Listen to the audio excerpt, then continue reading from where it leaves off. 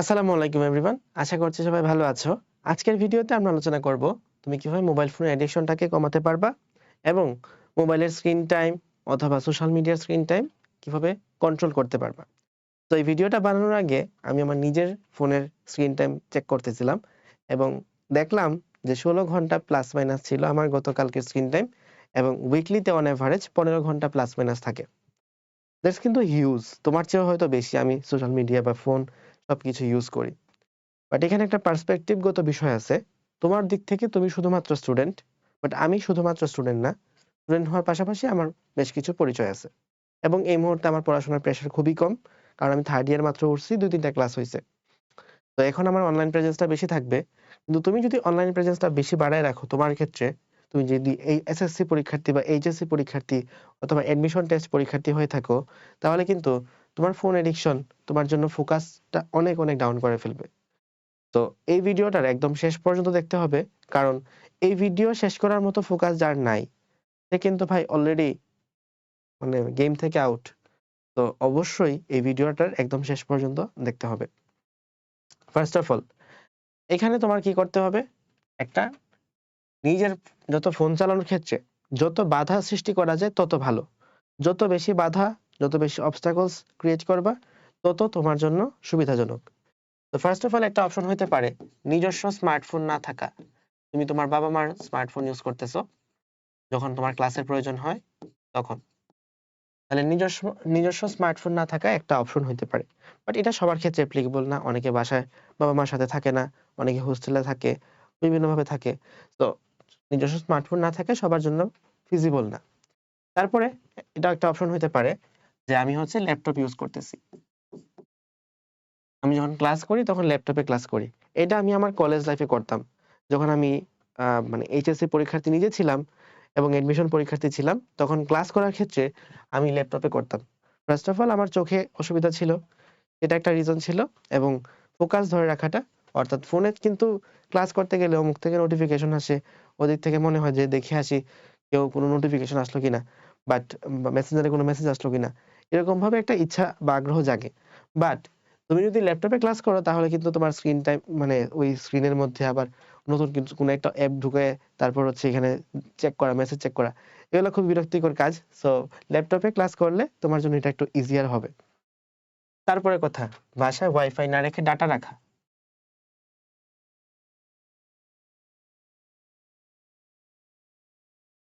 তোমার বাসায় যদি ওয়াইফাই থাকে, তুমি নিশ্চিত ডাটাওয়ালার চেয়ে মানে যে ডাটা ইউজ করে তার চেয়ে বেশি ফোন ইউজ করবা। কারণ হচ্ছে সব মানুষই টাকা খরচ করতে একটু কৃপণতা করে, সবাই। তো এখন তুমি যদি ওয়াইফাই ইউজ করো, দেন তুমি দেদারসে ইউজ করতে পারবা। কিন্তু ডাটা থাকলে তোমার একটা যখন এমবি আস্তে, আস্তে কমে আসতে থাকবে, ৫ জিবি হয়ে আছে, ৩ জিবি হয়ে গেছে। তখন কিন্তু মনে হবে যে না, বাবা-মার কাছে টাকা চাইতে হবে। ৳২০০ ৳৩০০ দাও, আবার এমবি ভরাবো। তো এই যে একটা বিষয় আছে ডাটা লোড করা, এইজন্য অনেকে ফোন কিন্তু যখন এমবি কমতে থাকে, তখন ফোন ইউজটা কমাইতে থাকে। তো ওয়াইফাই ইউজ না করে ডাটা ইউজ করা এটা একটা অপশন হইতে পারে। বাট স্টিল এটা সবার জন্য অপশন না। কারণ অনেকের জায়গায় ভালো মানে ডাটার কানেকশন খুব একটা ভালো না বাংলাদেশের সব জায়গায়। সো এটাও কোনো ভালো অপশন হইতে পারে না। তারপরে নেক্সট কথা কি? না আমি এখানে সবগুলোই রাখলাম। আমার নিজস্ব স্মার্টফোনও আছে বা ল্যাপটপ যাই কোন কিছুই হোক না কেন, ২ টার মধ্যে একটা কিছু আছে। তারপরে হচ্ছে আমি ডাটা না বরং ওয়াইফাই ইউজ করতেছি। তো এখন আমি যখন সোশ্যাল মিডিয়াতে আসবো, তখন সোশ্যাল মিডিয়ার মধ্যে কিছু প্রতিবন্ধকতা ইউজ করতে পারি। First of all social media account নিজস্ব না থাকা।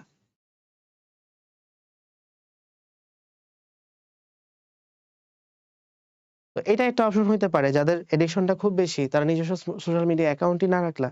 তোমার বাবা-মার অ্যাকাউন্ট থেকে লগইন করলা এবং তোমার যদি দেখার কিছু থাকে, কোন ক্লাসে জয়েন করা থাকে তাহলে তুমি বাবা-মার অ্যাকাউন্ট থেকে দেখবা। বাট এটাও সবার জন্য ফিজিবল না। কারণ তুমি যদি মানে তোমার বাবা-মার অ্যাকাউন্ট থেকে দেখো, তুমি হয়তো এডটেক সবগুলো প্ল্যাটফর্মের সাথে একসাথে জড়িত থাকতে পারবা না। এবং তোমার যখন স্ক্রল করতে যাবা, তখন এডুকেশনাল নিউজ ফিড খুব কম আসতে থাকবে।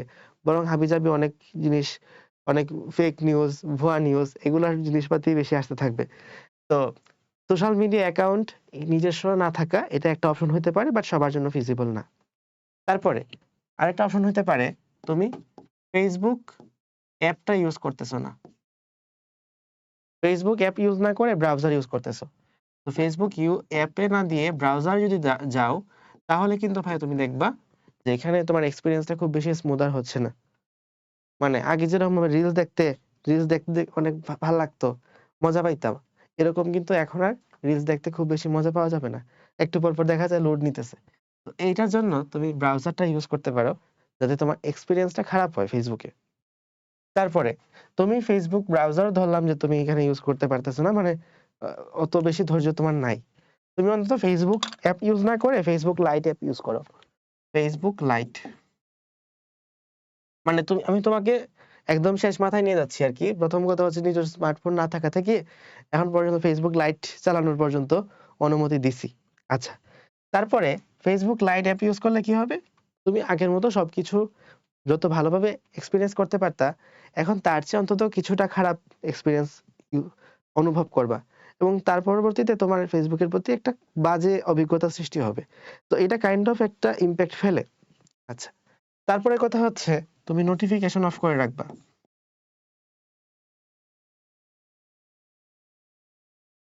নোটিফিকেশন অফ করে রাখবা। আচ্ছা।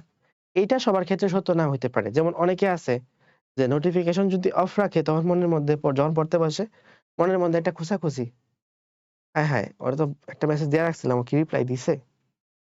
আচ্ছা দেখি একটু দেখে ফেলি। তারপরে ৫ মিনিট পরে, আচ্ছা অমুকরে তো একটা কল দেওয়ার কথা ছিল, এখন দেই। এইভাবে নোটিফিকেশনের জন্য তোমার একটু পরপরই হচ্ছে ঢোকা হয়। অর্থাৎ নোটিফিকেশন যদি না আসে, বরং এর চেয়ে এটা ভালো যে নোটিফিকেশন যদি আসে এবং দেখলা যে তোমারে খুব বেশি মানুষ মেসেজ দিচ্ছে না।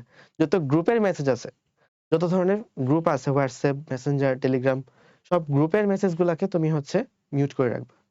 কিন্তু ইন ইন পারসন যত মেসেজ আছে এগুলাকে চাইলে WhatsApp কে টোটালি তোমার নোটিফিকেশন অফ করে রাখতে হবে, বিষয়টা ওরকম না। ঠিক আছে?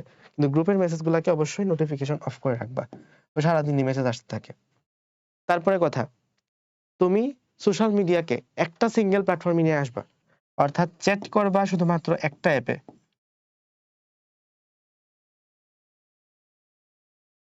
আচ্ছা। একটা অ্যাপে চ্যাট করবা। যেমন অনেকগুলো অপশন হইতে পারে।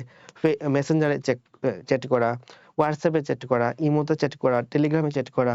আরো যদি অনেক কিছু থাকে ভাইবার-টাইবার এগুলাতে চ্যাট করা। তো এতগুলা অ্যাপে তো চ্যাট করার দরকার নাই। তোমার চিনে কয়টা মানুষ তোমার সাথে পরিচয় ইন্টারেকশন হয় কয়জন মানুষের? ২০ জন হইতে পারে। এর চেয়ে বেশি তো না। এতজন মানুষ হওয়ার প্রশ্ন আসে না। ৫-৭ জন হওয়ার পসিবিলিটি একটা থাকতে পারে। তো এতজন মানুষের সাথে তোমার তো চ্যাট করার দরকারই নাই। তুমি জাস্ট একটা সিঙ্গেল অ্যাপে সবার সাথে কমিউনিকেট করে রাখবা। মেসেঞ্জার তো তাইলে দরকার নাই আমার ফোনে। আমার ফোনে তাইলে তোমার আ ইমোর দরকার নাই, Instagram এর দরকার নাই। তো যত অপশন আছে সবগুলা থেকে ডিলিট করে শুধুমাত্র চ্যাট করার জন্য একটা সিঙ্গেল অপশন রাখবা। বাকি সবগুলা থেকে কোয়াইট করবা। তোমার ফোনে কোনো অপ্রয়োজনীয় অ্যাপস থাকতে পারবে না।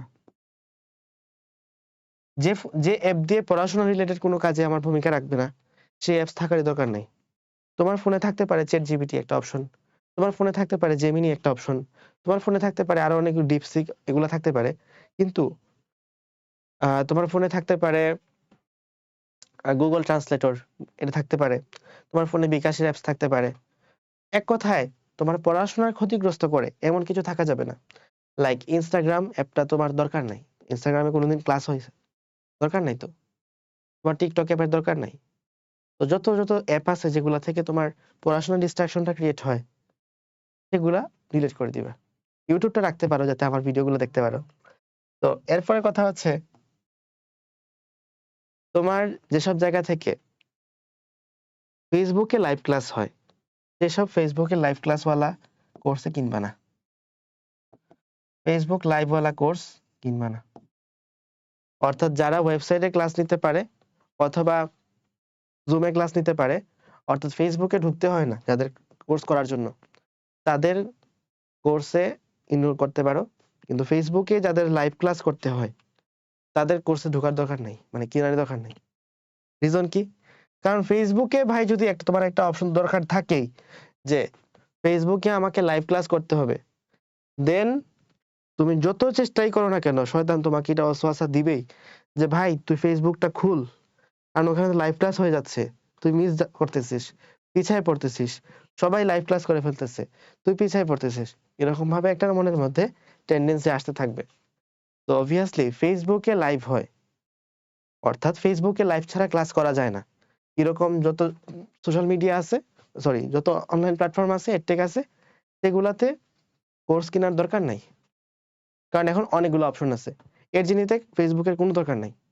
তুমি ক্লাসগুলো ওয়েবসাইটে পাবা আর লাইভগুলো জুমে করি আমরা। তো যাতে একজন স্টুডেন্টের কোনো ধরনের ফেসবুকের ডিস্ট্রাকশনটা না আসে।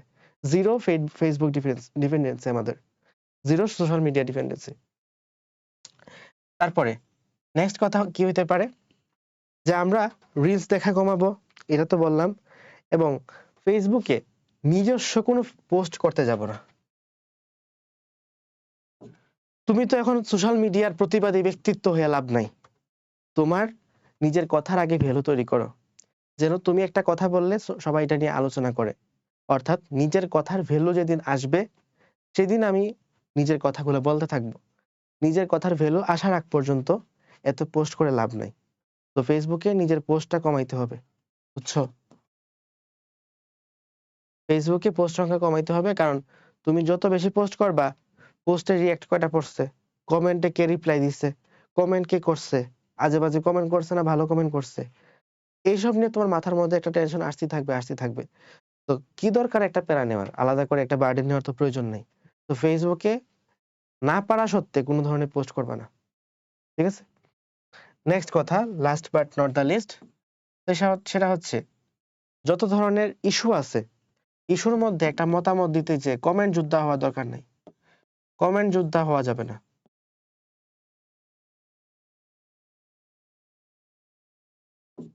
কোনো ধরনের কমেন্ট যোদ্ধা হবে না, যে ভাই অমুক ভালো তমুক খারাপ, বা এই সরকার ভালো অমুক সরকার খারাপ, কোনোটাই দরকার নাই।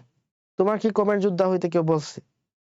তুমি নিজের ভ্যালুটা ওভাবে ক্রিয়েট করো যেন তুমি একটা কথা বললে সেটা 10 জন মানুষ শুনে, 100 জন মানুষ শুনে, 1000 মানুষ শুনে, 1 লাখ মানুষ শুনে। তখন তুমি একটা কিছু কথা বললে সেটার ইমপ্যাক্ট রাখতে হবে। নিজের কথার ইমপ্যাক্ট তৈরি করো, দেন কথা বলো।